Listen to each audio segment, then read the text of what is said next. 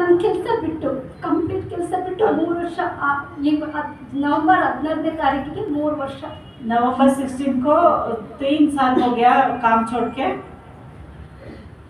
ನಂತರ ನಾನು ಅಲ್ಲಿ ಇನ್ನೂ ಸ್ವಲ್ಪ ದಿನ ಡ್ಯೂಟಿಗೆ ಹೋಗ್ಬೇಕಂತ ಹುಷಾರಾದ್ಮೇಲೆ 6 ತಿಂಗಳು ಬಿಟ್ಟು ನಾನು ಡ್ಯೂಟಿಗೆ ಹೋಗ್ಬೇಕಂತ ಪ್ರಯತ್ನ ಪಟ್ಟೆ.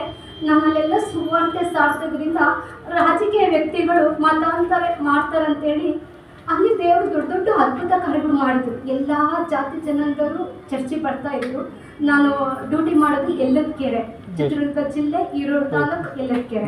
चित्रदुर्ग में सिस्टर यल्लकेरे ऐसा जगह में सेवा कर रहे हैं।